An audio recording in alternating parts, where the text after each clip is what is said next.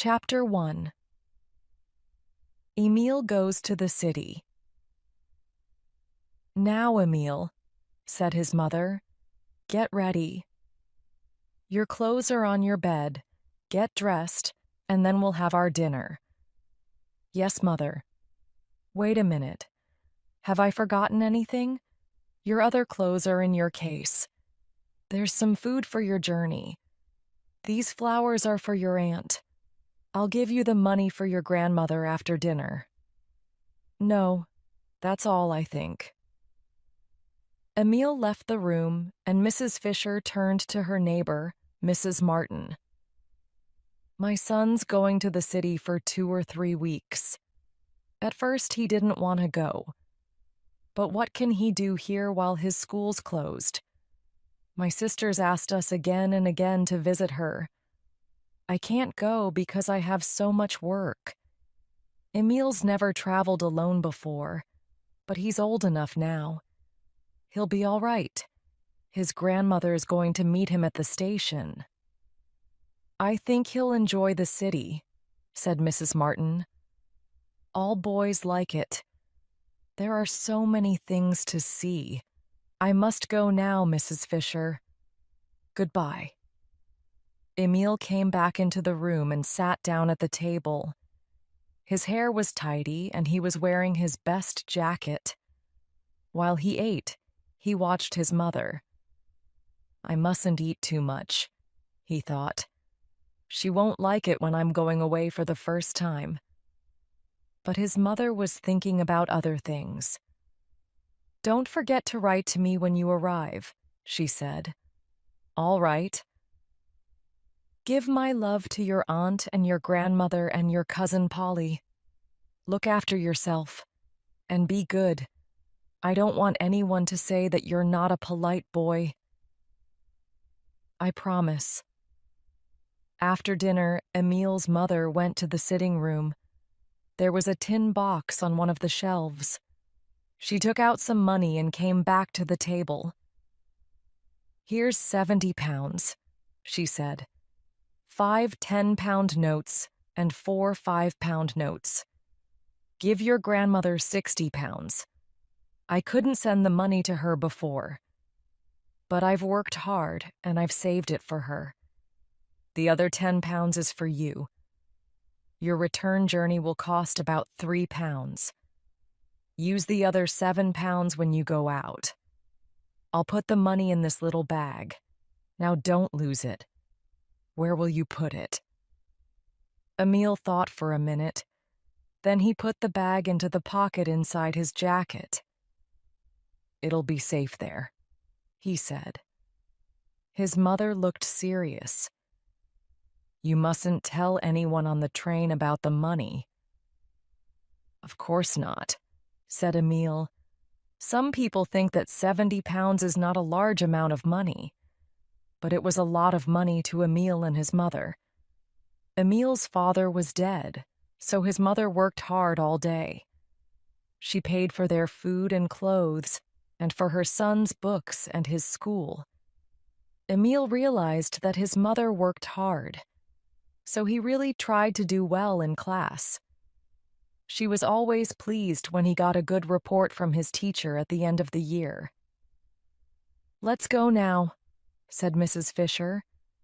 "You mustn't miss the train. If the bus comes along, we'll take it."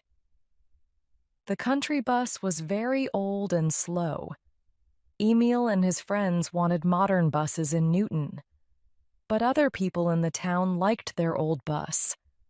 They liked the driver, too. He always stopped at your house for you. You called out, and the driver stopped. But it was often quicker to walk. The bus came, and Emile and his mother got on. They got off at the square in front of the station. Then they heard a deep voice behind them. "Where are you going?" It was Newton's chief of police. Emile's mother said, "My son's going to visit his grandmother for 2 or 3 weeks." Emile felt silly. He was remembering something. In the center of the station square, there was a statue of a very famous judge. One day, after school, Emile and his friends climbed up and put an old cap on the statue's head. Then, Emile began to paint its nose red. Suddenly, the chief of police walked into the square. "Oh no, he saw me," thought Emile, as he and his friends ran away. Now, a week later, Emile waited for the policeman to say, "Emile Fisher, come with me. You are going to prison." But the policeman didn't say anything as Emile carried his case into the station. Perhaps he was waiting until Emile came back from the city. Mrs. Fisher bought a ticket for Emile. They only had to wait a few minutes for the train. "Don't leave anything on the train, and don't sit on the flowers. Someone will lift your case up for you. Don't forget to say please." "I can lift the case up," said Emile. "I'm not a baby." "All right." His mother was looking serious again. "You must get out at the right station in the city," she said. "It's the East Station, not the West Station. Your grandmother will be by the ticket office." "I'll find her, Mother." "Don't throw paper on the floor of the carriage when you eat your food, and don't lose the money." Emile opened his jacket and felt in his pocket. "Don't worry," he said. "It's safe." The train came into the station. Emile kissed his mother and climbed into a carriage with his case. His mother gave him the flowers and food. "Is there a seat for you?" she asked. "Yes," said Emile. "Be good, and write to me." "You must write to me too." "Of course.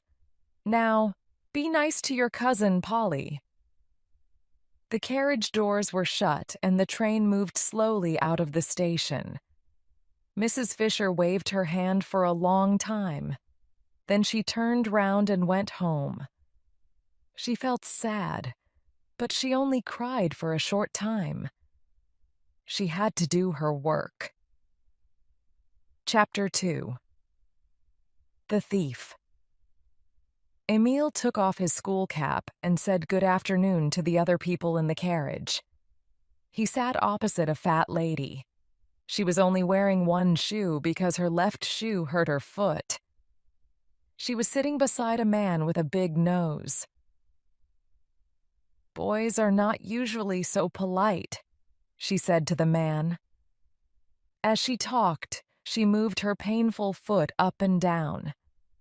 Emile put his hand in his pocket. He wasn't happy until he felt the little bag. He looked at the other people in the carriage. They didn't look like thieves. There was another woman sitting to the right of the man with the big nose. She was sewing, making a cap for a baby.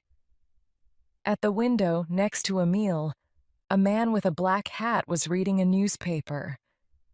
Suddenly, the man put down his paper and took some sweets from his pocket. "Would you like one?" he asked Emile. "Thank you very much," said Emile, taking one of the sweets. "My name's Emile Fisher," he said. The other people in the carriage smiled in a friendly way. The man lifted his hat and said, "My name's Green." Then the fat lady asked Emile, "Does Mr. Smith still own the cloth shop in Newton?" "Oh, yes," said Emile. "Do you know him?" "Yes. I'm Mrs. James from Greenfield. I hope he's well. Can you tell him that?" "Yes, of course," replied Emile. "Are you going to the city?" Mr. Green asked Emile. "Yes. My grandmother's meeting me at the East Station ticket office." He felt in his pocket. The paper money in the bag made a little noise. It was still there. "Do you know the city?" "No." "Well, it will surprise you. Some of the houses there are 600 meters high. They tie the roofs to the sky. Then the houses don't move in the wind. And what do you do if you want to get to another part of the city quickly? Do you know? No, Emile answered, thinking, this is a strange man. You're put in a box at the post office, and then you travel by post. And if you have no money, you can get 50 pounds from a bank. But you have to leave your head there. Is your head at the bank? The man with the big nose said. Stop telling the boy stupid stories. The two men began to shout. Fat Mrs. James stopped moving her foot, and the other woman stopped sewing. Emile was happy, because the strange man couldn't talk to him now. He took out his food and began to eat his bread and butter. Then the train stopped at a big station. The two ladies and the man with the big nose got out. Mrs. James was almost too late because she couldn't get her shoe on. Tell Mr. Smith what I said, she called to Emile as she left the train. Now Emile and the man with the black hat were alone. Emile wasn't very pleased about this. He didn't want to be with a strange man who gave away sweets, a man who told silly stories. Emile wanted to feel the money again, but not in front of the other man. Then the train started again. Emile went to the washroom at the end of the carriage. He took the little bag out of his pocket and counted the money. It was still there, but how could he make it safer? Then he remembered. There was a pin in his jacket. He took out the pin and pushed it through the bag, the paper money and the cloth of his inside pocket. The money was safe now. Emile went back to the carriage. Mr. Green was asleep. Emile was glad. Now he didn't have to talk to him. He looked out of the window. He enjoyed watching the trees, the fields, and the houses. Mr. Green continued sleeping. Sometimes he made little noises. Emile watched him. Why did he always keep his hat on? Emile noticed his long face and thin ears. Suddenly, Emile jumped with surprise. I nearly went to sleep. I mustn't do that, he told himself. He didn't like being alone with Mr. Green. Emile wanted more people in the carriage, but nobody came. He kicked his foot to stay awake. He sometimes did this at school in history lessons. For a short time, this helped him. He thought about his cousin, Polly. What did she look like now? It was 2 years since he last saw her. He couldn't remember her face very well. Some minutes later, he nearly fell off his seat. Have I been asleep? He thought. He kicked his foot again. Then he counted the flies on the window. He counted them from the bottom to the top. He counted them from the top to the bottom. And then he counted them again. First there were 24, then there were 23. Why does the number change? Emile asked himself. Then he fell asleep. When Emile woke up, he was lying on the floor of the carriage. The train was moving. He remembered his dream. It was a bad dream. The policeman from Newton was running after him. He caught him and took him to the stone judge. The judge was alive and said, Emile Fisher, you painted my nose, so you must go to prison. Slowly, Emile began to remember. Of course, he was going to the city. Did he fall asleep, like the man in the black hat? But the man wasn't there. Emile was alone in the carriage. He sat up. His knees were shaking. He got up from the floor. His clothes were dirty, so he cleaned them quickly with his hands. Then he felt in his inside pocket. The money wasn't there. Emile felt a sharp pain and pulled his hand from his pocket. There was blood on his finger from the pin, but there was no little bag there.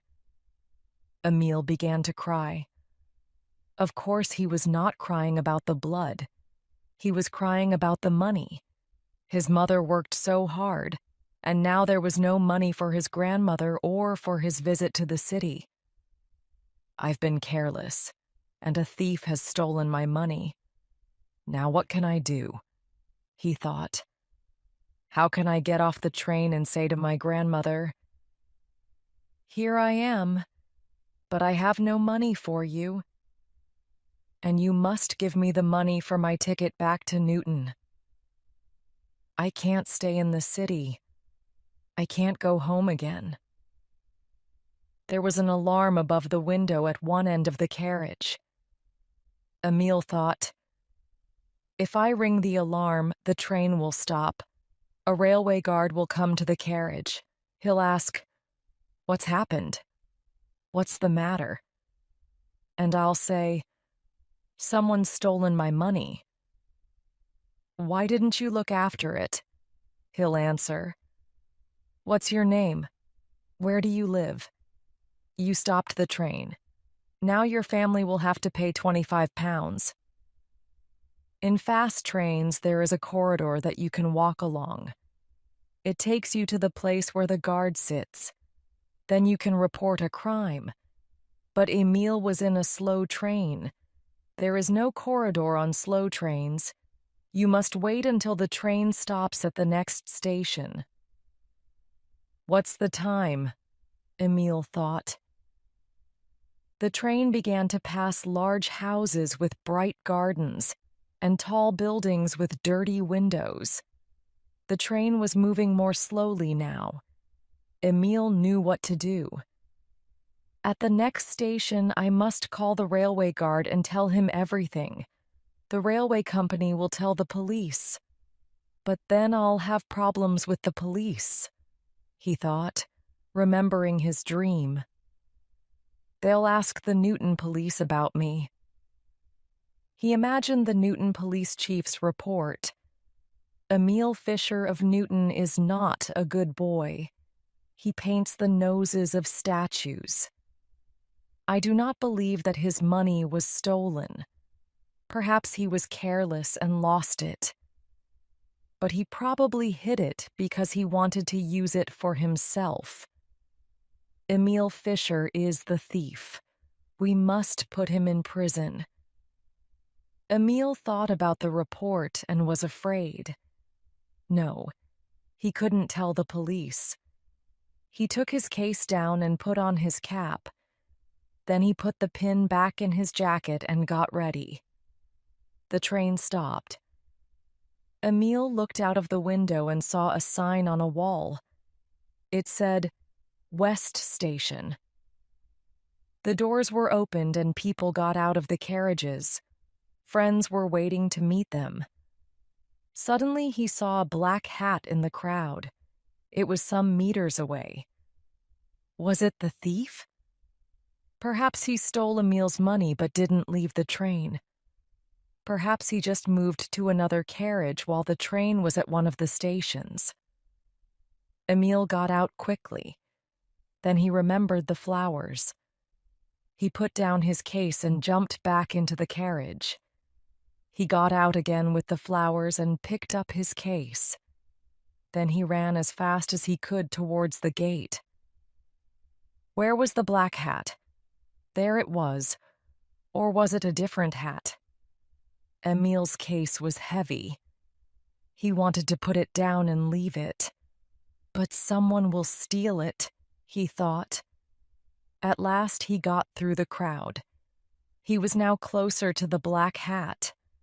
Was it the thief? There was another one. No, that man was too short. Emile ran in and out of the crowd. There was Mr. Green, the thief. He was passing through the gate, and he seemed to be in a great hurry. "I'll get you," thought Emile angrily. He gave his ticket to the railway man, put his case in his other hand, and with the flowers under his right arm, ran after the black hat. "It's now or never," he thought. Chapter 3. Emile goes after the thief.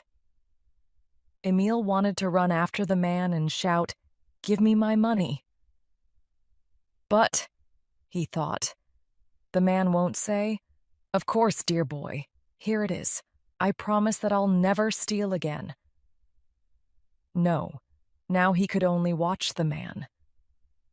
A very fat lady was walking in front of Emile. He hid behind her and followed the thief out of the station.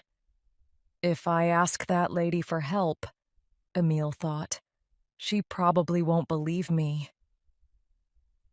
The man walked into the station square. He crossed the road. An electric tram with 2 carriages turned into the road from the right. The man got into the first carriage and sat down next to a window. Emile ran after the tram. The tram started moving as he reached the second carriage. He jumped on the tram, put his case in a corner, and stood in front of it. Cars hurried past the tram. There was a lot of noise, and there were a lot of people. There were newspaper boys at every corner, and wonderful windows filled with books, gold watches, shoes, and food. And the buildings were very, very high. So this is the city, Emile thought. He wanted to look at everything, but there was no time. The man with my money will get off the tram and escape into the crowd. Then everything will be hopeless, he thought. Emile thought about his grandmother. She was waiting for him at the ticket office in East Station. The tram stopped. Emile watched the carriage in front. A crowd of new passengers got on, but nobody got off. One man was angry because he fell over Emile's case. A man inside the tram was selling tickets. He rang the bell, and the tram moved again. Suddenly, Emile thought, "Oh no, I haven't got any money. If I can't pay for the ticket, I'll have to get off." He looked at the other passengers. Can I say to one of them, "Please give me some money for my ticket," he thought. One man was reading a newspaper. 2 others were talking about a bank robbery. The thieves made a hole underground, one of them was saying, and they went through the hole into the bank. They stole thousands of pounds. The other man laughed. "Who can believe what people say?" he asked. Perhaps only a little money was taken. No, thought Emile, they won't believe me. The ticket man came nearer and nearer to Emile. "Tickets, tickets, please," he called out. People gave him their money and received their tickets. He reached Emile. "And you?" he asked. "I've lost my money, sir," Emile said. "Lost your money? I've heard that story before. And where do you want to go?" I don't know yet," said Emile. "Well then, get off at the next stop." "No, I can't do that. I must stay here. Please, sir. If I tell you to get off, you get off. Do you understand?" "Oh, give the boy a ticket," said the man who was reading a newspaper. He gave the ticket man some money, and Emile received his ticket. "A lot of boys tell me they've lost their money," said the ticket man. "Then they laugh at me behind my back." "This one won't laugh at you," said the man with the newspaper. "Thank you very much, sir," Emile said. "Oh, that's all right," the man with the newspaper said. "Excuse me, sir. Where do you live?" Why do you want to know? I want to give you back your money. I'm staying here for a few weeks so I can bring it to you. My name's Emile Fisher from Newton. Oh, forget about it, said the man. The tram stopped again.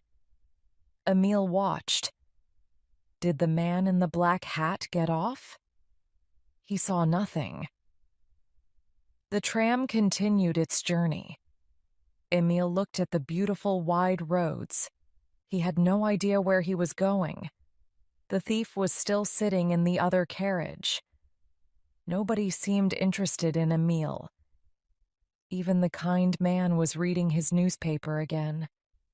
The city was so large and Emile felt so small. It didn't matter to anyone that he had no money. 2 million people lived in the city, and nobody was interested in his problems. What's going to happen? Emile thought. He felt very unhappy. Emile's grandmother and his cousin Polly were waiting for him at East Station. They were standing near the ticket office, looking at the time every minute. A lot of people passed them, carrying boxes, cases, and flowers, but not one of them was Emile. Perhaps he passed us and we didn't see him, said Polly. She stood on the platform with her shining new bicycle. She wanted to show it to Emile. He'll want one too when he sees it, she thought. Polly's grandmother was worried.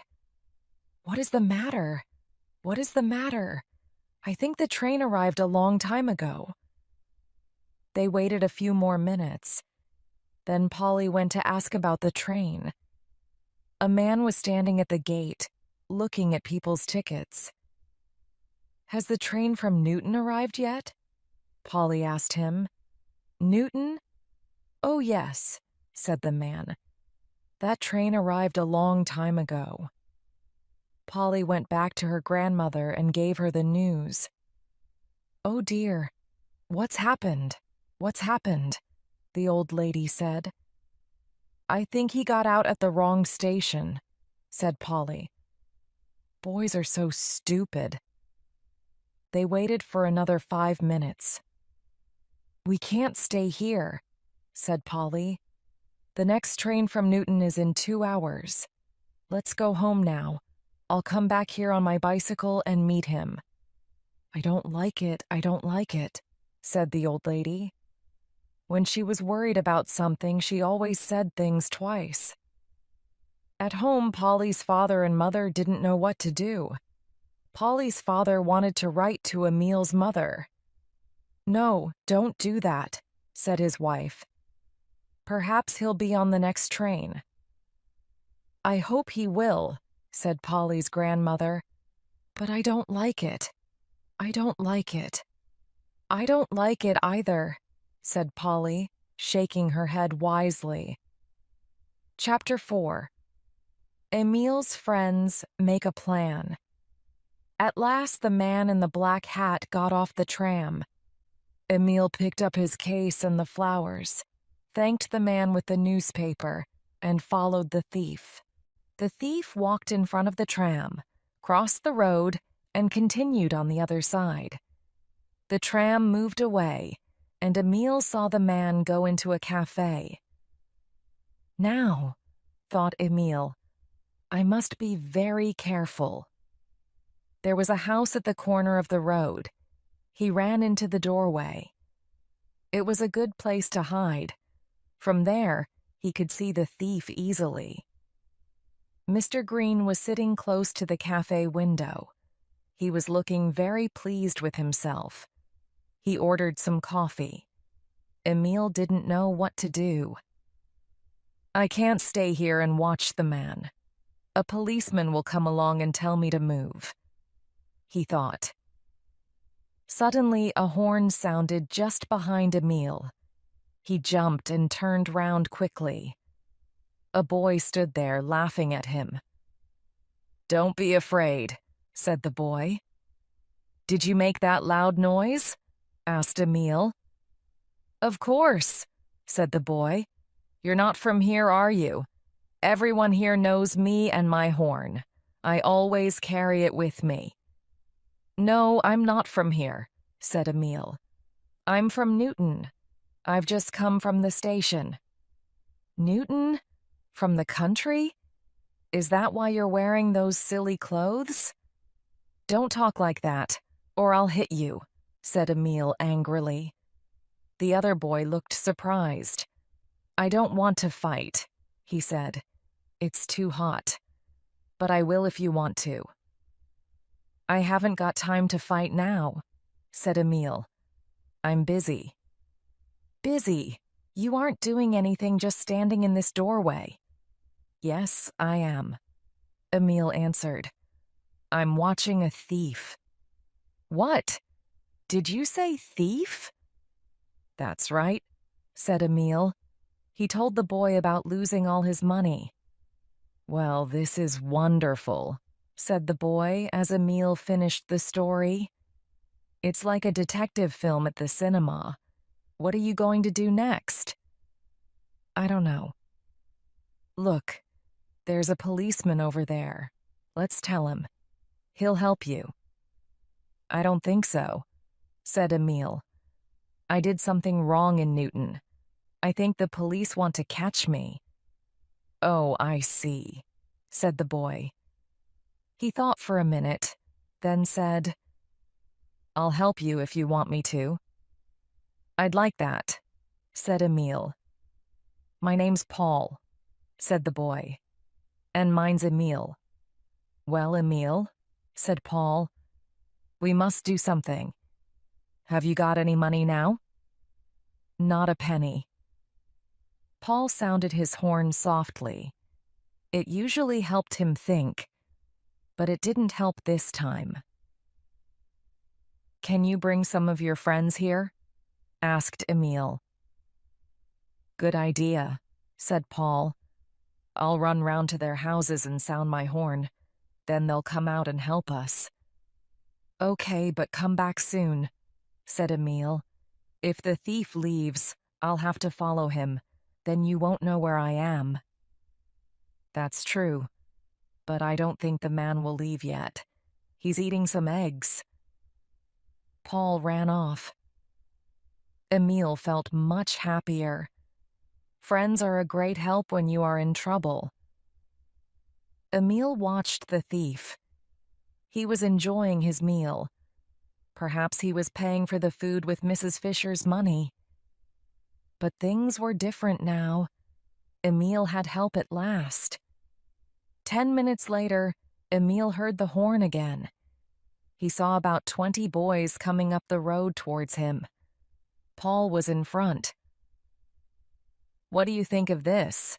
He asked Emile. Great, said Emile, looking at all the boys. I've told them what happened, Paul continued. He turned to the other boys. This is Emile, and the man who stole his money is sitting in that cafe. He mustn't escape. We'll soon catch him, said a boy with a loud voice. This is the captain, Paul said. He then told Emile the names of all the other boys. Well, said the captain wisely, we must begin. First, everyone must give me their money. Each boy threw his money into Emile's cap. A very small boy called Little Tuesday put 5 pence into the cap. He was very excited because it was his job to count the money. We have 85 pence, Little Tuesday reported. 3 of us will keep the money. If we can't stay together, there'll always be someone with money. Good idea, said the captain. He and Emile each kept 20 pence. Paul took the rest. Emile thanked everyone and said, I'll return the money after we catch the thief. But I can't do much with this case and these flowers. I'd like to leave them somewhere safe. Give them to me, said Paul. I know the man who owns that cafe. I'll leave them with him, and I'll have a good look at the thief while I'm there. Be careful, said the captain. We don't want the thief to know you're watching him. When Paul came back, Emile said, Now I think we should have a meeting, but not here. Everyone can see us. We'll go over to the square and sit on the grass, said the captain. But some boys must stay here and watch the thief. They can be the watchers. 2 can watch the cafe and 5 or 6 others can stand along the road. If anything happens, they can run to the square. Then we'll come back here. I'll choose the watchers, Paul said to Emile and the captain. And I'll stay here too and watch the cafe. You take the rest of the boys with you. Hurry, it's getting late now. Paul chose the boys that he needed. The rest went to the square with Emile and the captain. They sat down on 2 long seats in the middle of the square by the grass. They all looked very serious. Then the captain began to speak in a loud voice. His father was a soldier and always spoke like that when he gave orders. It's possible, the captain said, that later we won't be able to stay together. If that happens, we'll need a telephone. Who has a telephone at home that they can use? I have, Little Tuesday called out. My family's out at the cinema tonight. And what's your telephone number? The captain asked. West 5478. The captain thought for a minute. He turned to a boy named John. Take this pencil and paper. Cut the paper into 20 pieces. Write Little Tuesday's telephone number clearly on each piece. Then give everyone a piece of paper with the number on it. Little Tuesday's house can be our telephone office. Our detectives must telephone that office when anything new happens. And when we want to know the news, we can telephone that number too. But I'm not at home, said Little Tuesday. No, but you will be, the captain answered. Listen to me. We'll finish talking, and then you'll go home and sit by the telephone. It's very important work. John gave out the pieces of paper. Each boy put his piece carefully in his pocket. The captain continued. Some of you must follow the thief, but the others must stay here in the square. Then we'll know where you are. We'll find you if we need you. You can go home now. Tell your families that you'll be very late tonight, but one after the other, not all at the same time. John, you can go home with Little Tuesday. Run back here when there's something to report. I think that's all, isn't it? We'll need something to eat, said Emile.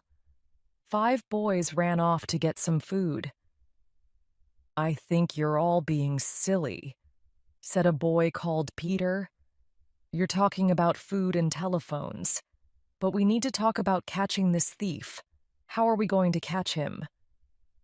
Can we get his fingerprints? Said a boy who read a lot of detective stories. Of course not, said John. We can only hope to get back the money that he's stolen. But if we steal the money from him, said the captain, we'll be thieves too. That's right, said Emile. It's wrong to take something from someone if he doesn't know about it. Okay, we've talked enough, said the captain. Now let's do something. We don't know yet how we're going to catch this man. But one thing's sure. He must give back the money. I didn't understand what you said about stealing, said Little Tuesday. How can I steal something that belongs to me? I own it, even if it is in another person's pocket. You're too young, said the captain. You can't understand. Are you sure we can all be good detectives? Asked Peter. We don't want the thief to know what's happening. He'll escape. Yes, we'll need some good detectives, cried little Tuesday. That's why you need me. I can be a wonderful police dog, too. I can make a noise like a dog. Nobody listened to him. Perhaps the thief has a gun, said Peter. Then we need brave detectives, said Emile. If anyone's afraid, they can go home to bed. Nobody moved. There's one more thing, Emile continued. I must send news to my grandmother. She doesn't know where I am. She'll go to the police, and we don't want that. Can someone take a letter to 15 Bridge Street for me? I'll do it, said a boy called Robert. Emile asked for a pencil and paper. He wrote, Dear Grandmother, you probably want to know where I am. Please don't worry, I am in the city. I cannot see you yet because I have some important business. But when everything is finished, I will come. Do not ask what this business is. The boy who is bringing you this letter is a friend. He knows where I am, but he cannot tell you because it is a secret. Give my love to Uncle, Aunt, and Polly. Your loving grandson, Emile wrote the number of the house and the name of the street on the other side of the paper. Robert took it. The captain gave him the money for his tram ticket, and Robert hurried away. The 5 boys came back with the food. Emile gave some food to each of the detectives. Some of the boys were still at home. Their families did not want them to come out again. The captain then gave them all a secret word. The word was Emile, because it was easy to remember. When they phoned Little Tuesday, they had to say this word first. If a caller knew the word, they were a friend. The captain turned to Little Tuesday. Please telephone my father. Tell him that I have some important business. I won't be home until late. All right, said Little Tuesday. He went home, taking John with him. Won't your father be angry? Asked Emile in surprise. My father knows I'm sensible, answered the captain. I've promised him that I'll never do anything wrong. I can do what I like, but I mustn't break that promise. Why aren't all fathers like that? Said Peter. The captain turned to the rest of the boys. I'll leave my money here, he said. We have enough without it. Gerald, you must be the chief. Wait here until we send for you. John will come from Little Tuesday's house if we need help. Are there any more questions? Is everything clear? Our secret word is Emile. Don't forget. Secret word. Emile! The boys cried loudly. All the people in the square looked at them with surprise. Emile was really enjoying himself now. I'm almost glad that thief stole my money, he thought. Chapter 5. Following the thief. 3 of the watchers ran into the square waving their arms. This was the sign. Mr. Green was leaving the cafe. Let's go, the captain cried, and he, Emile, and 3 other boys ran back to Paul.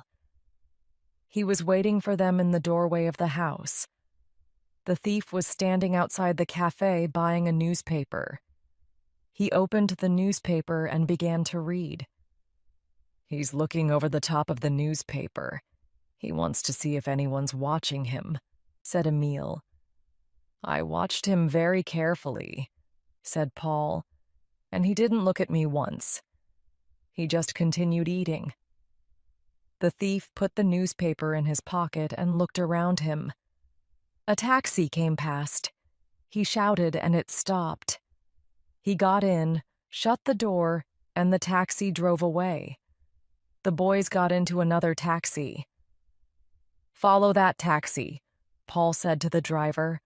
Follow it carefully, please. The man inside mustn't see us. We're following him. What's the matter? The taxi driver asked.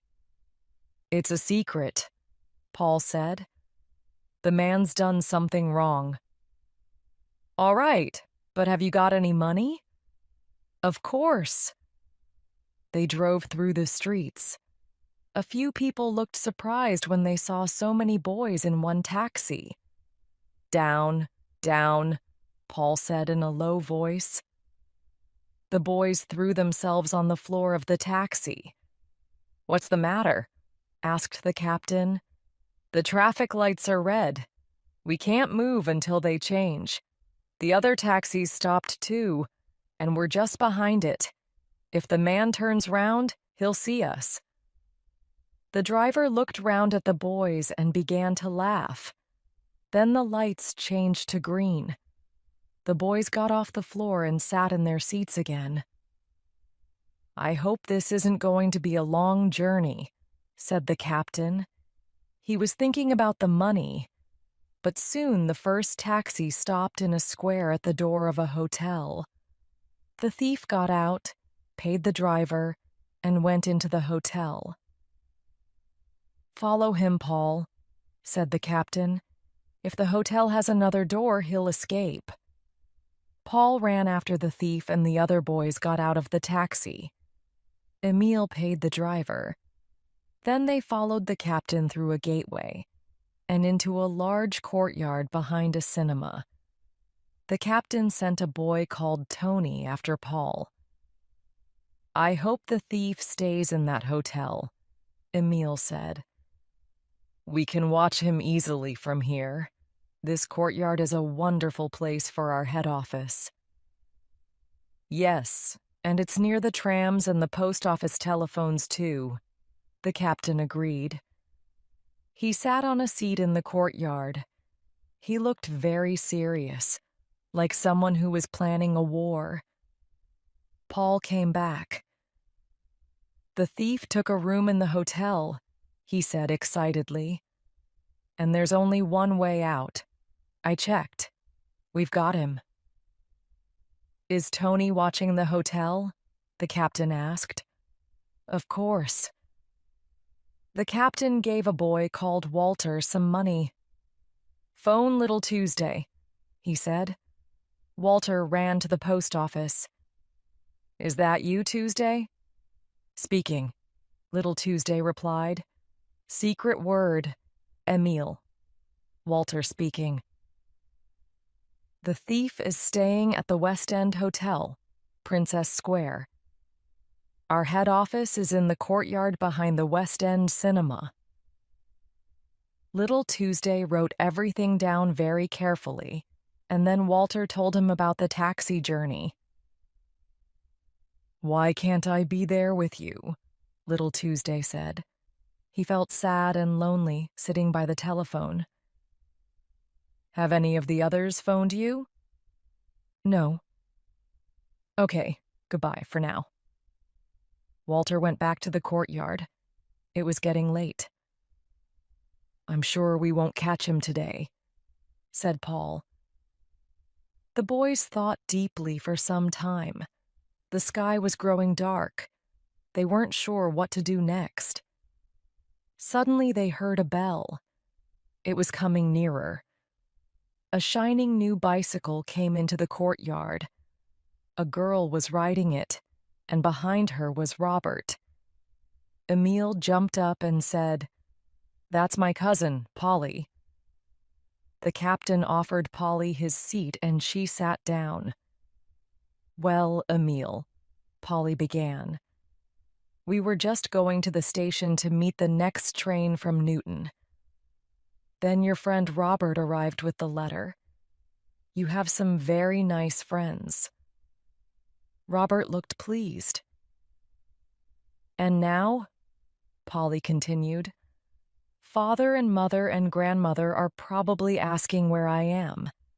I didn't tell them anything. I just left the house with Robert. We phoned your office and spoke to Little Tuesday. And so here we are. But I must go back home now." "Were the family angry with me?" asked Emile. "Number grandmother just talked and talked until father and mother told her to be quiet." Polly stood up.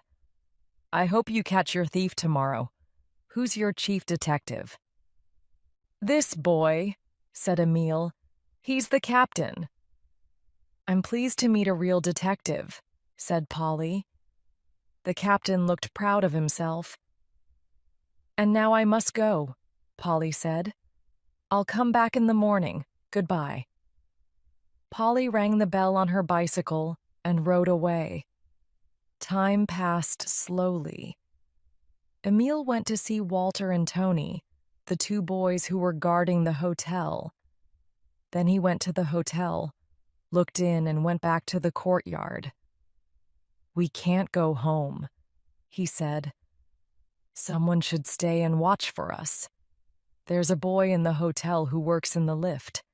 Let's speak to him. Perhaps he'll help us." "That's a good idea," said the captain. "You're not as silly as most people from the country." "City people don't know everything," Emile replied. He felt a little angry. The other boys didn't want the thief to see Emile. So Paul went to speak to the lift boy. Emile and the captain went out of the courtyard. They stood by the gateway eating bread and butter. It was nearly nighttime. Electric lights shone everywhere. The noise of trams, bicycles, and taxis seemed even louder now. There was dance music coming from the West End Hotel. Crowds of people were going into the cinema. "The city is wonderful, of course," Emile said. "But I wouldn't like to live here all the time. Newton is much smaller, but it's big enough for me. There's too much noise here." "I like the city," said the captain. "And if you live here, you don't notice the noise." About an hour later, Peter and a number of other boys came into the courtyard. They were carrying a lot of food. The captain was very angry. "What are you doing here?" he shouted. "I told you to stay in the square." "Don't shout," said Peter.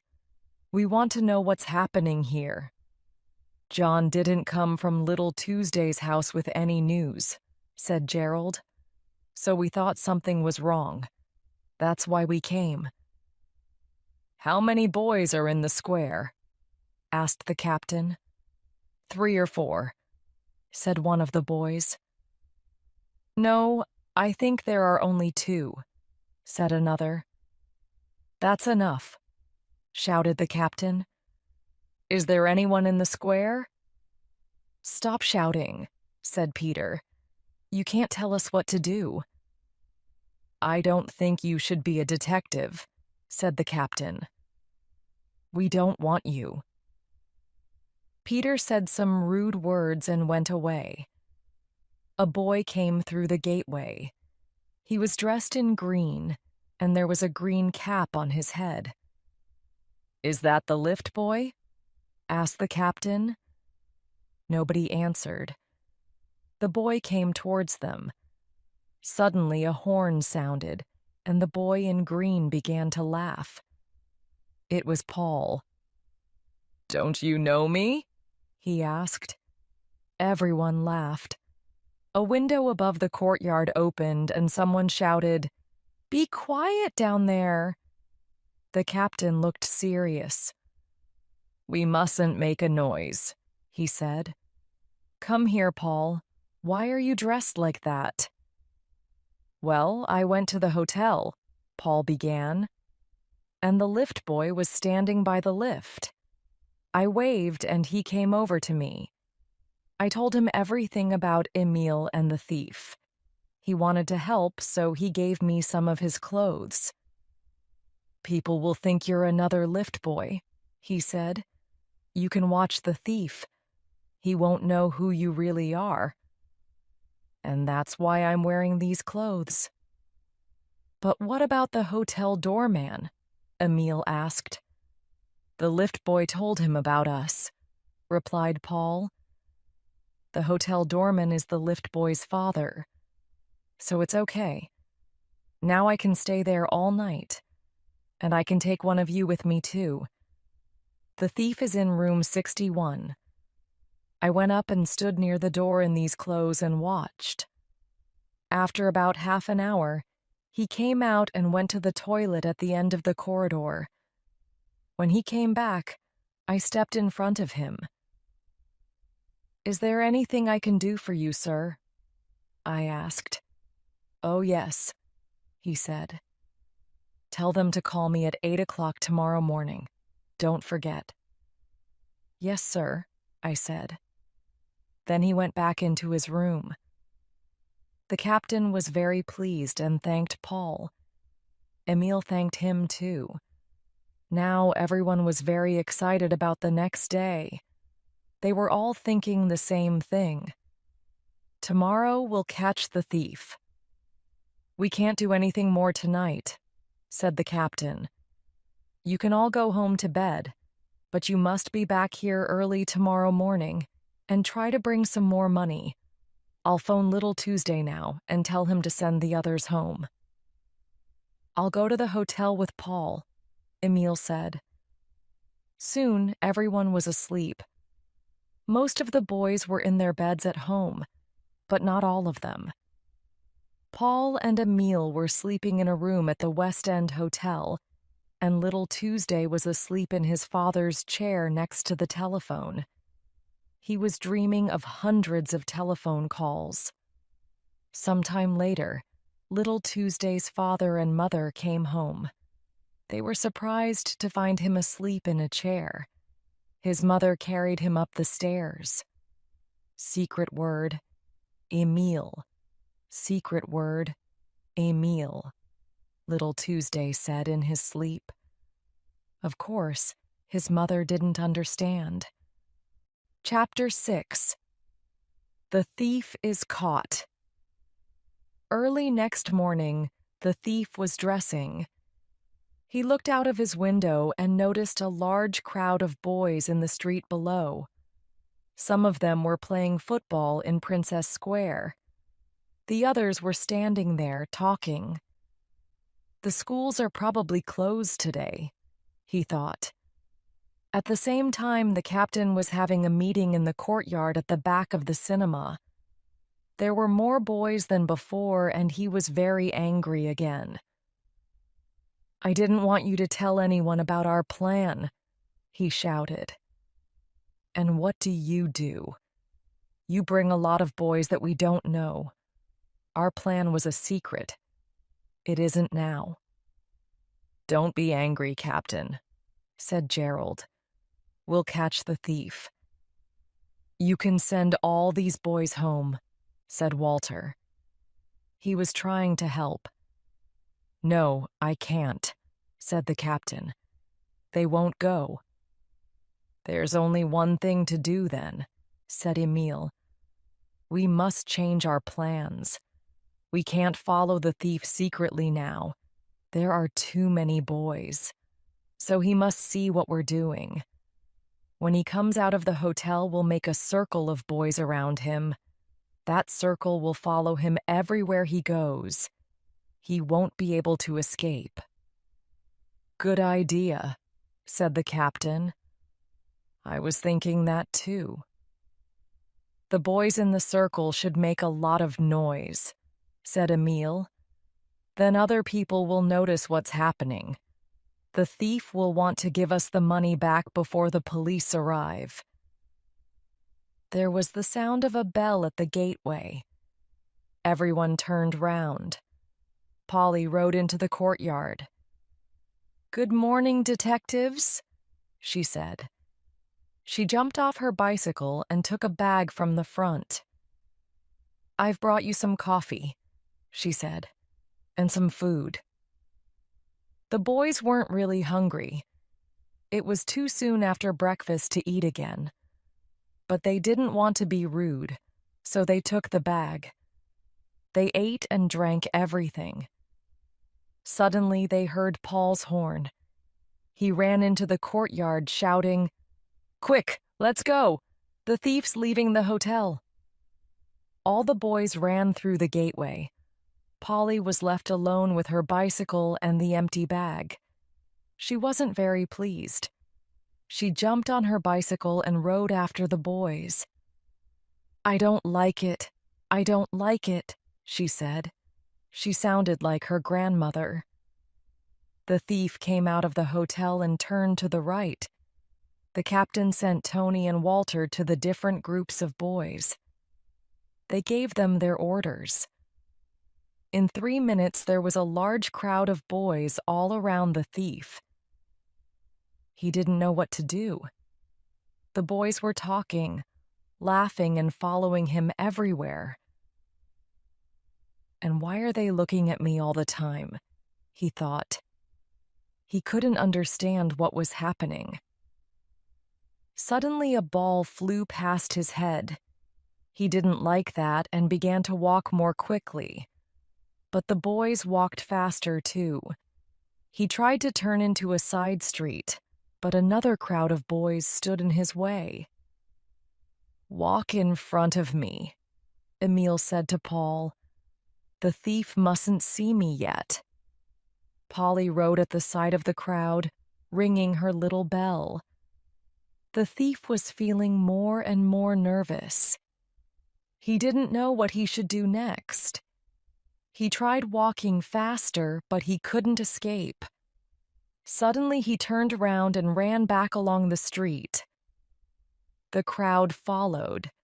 Then Walter ran in front of the thief, and the man nearly fell. "What's the matter with you?" Mr. Green shouted. "Go away, or I'll call a policeman." "Oh, yes, please," said Walter. "That's what we're waiting for." Of course, the thief didn't want to call a policeman. He looked up. People were looking at him from their windows. Was anyone phoning the police? If the police come, he thought, they'll start asking questions. He was beginning to feel afraid. He didn't know what to do. Then he saw a bank across the road. It gave him an idea. He ran through the crowd of boys and hurried into the bank. The boys followed. The captain stopped them at the door and said, "Paul and I will go inside. Emile can stay here until we're ready for him. When Paul sounds his horn, Emile and 10 boys must come into the bank." He turned to Emile. "Bring some good boys, Emile. This will be a difficult business." Paul and the captain walked into the bank. Mr. Green was standing in front of a desk. Behind the desk, a bank assistant was having a telephone conversation. The captain got close to the thief. Paul stood behind him, with his hand in his pocket, ready to sound his horn. The bank assistant finished telephoning and came to the desk. "What can I do for you?" he asked Mr. Green. "Can you change these 70 pounds for me, please? I'd like 5-pound notes for the 10-pound notes and 1-pound notes for the 5-pound notes." He took the money out of his pocket. "Stop," the captain called out. "That money was stolen." "What?" said the bank assistant in surprise. The other people in the bank looked up from their work. "This man stole that money from my friend," said the captain. "But if he changes the money into smaller notes, nobody can prove it." "You crazy boy," shouted Mr. Green. He hit the captain in the face.